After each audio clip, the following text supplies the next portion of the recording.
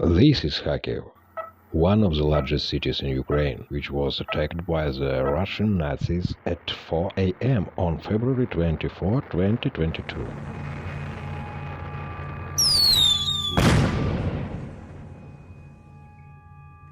The population of Kharkiv before the war was about 1.5 million people.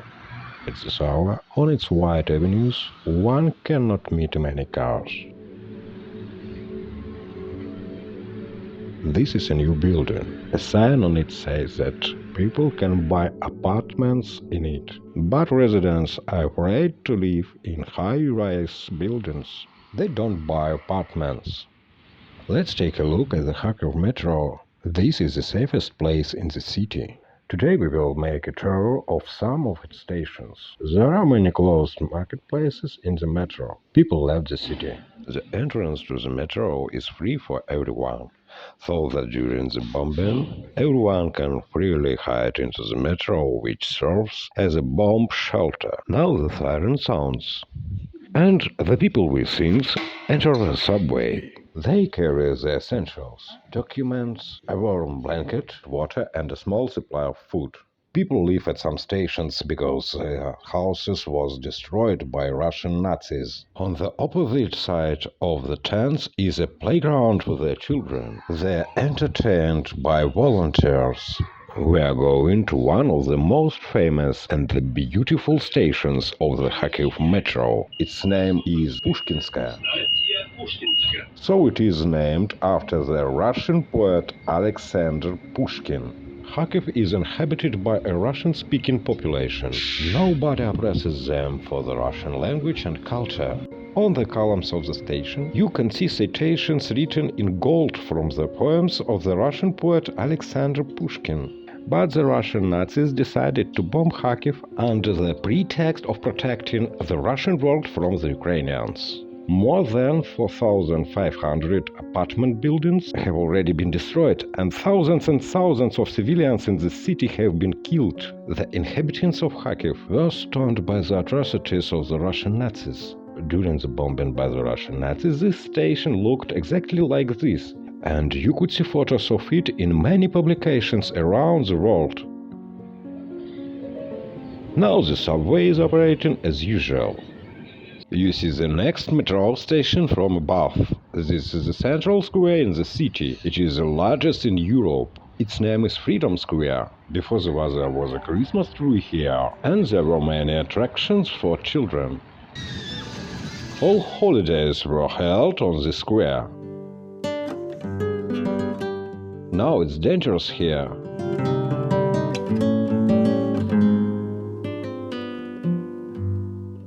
Now all celebrations are celebrated under the square where the university metro station is located.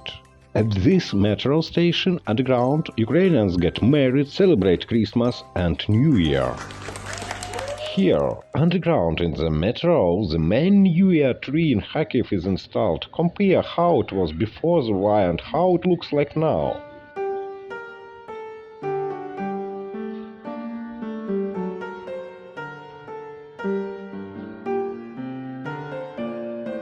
Opposite this Christmas tree is the house of Santa Claus, where children come and give their letters. Today the house is empty because all the holidays have already passed and Santa Claus has left for Lapland. But they decided to leave the Christmas tree and the house in order to extend the holiday for children. Mom wants to take a picture for her child, but the child is afraid to go far from mom so as not get lost. The war taught him this.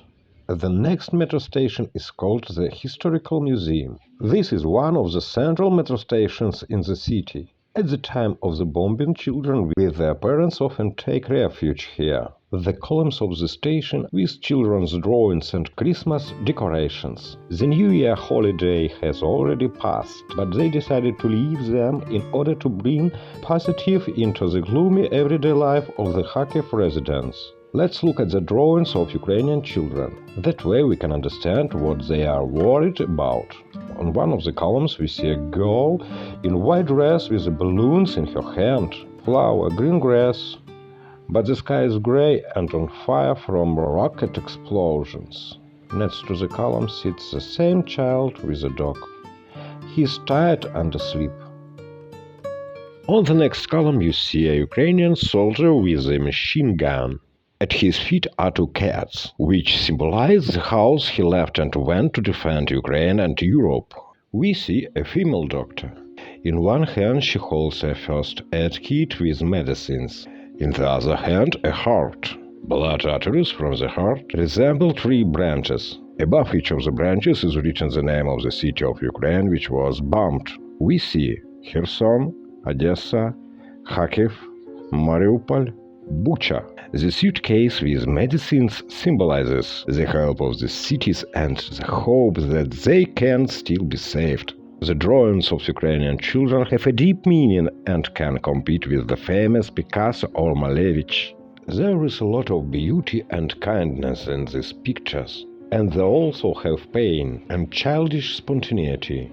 At the end of the station we see a big Christmas ball. The New Year holiday has already passed, but they decided to leave it alone with the angels, who stand to the left and right of it. The angels hold trumpets in their hands to call on God and all believers to help Ukraine. We hope that at some point they will play the anthem of Ukraine in honor of the victory over the Fascist Federation. To do this, free people around the world will ask the governments to give all the necessary weapons to Ukraine so that brave Ukrainians can defeat the Russian fascists. The suffering of all people in the beautiful country of Ukraine will end, and children will be able to draw their pictures not in the dungeon, but standing on the ground and seeing the sky and the sun with their own eyes. The author of the film authorizes the copying and distribution of this video throughout the world. People must know the truth to help Ukraine, together to win.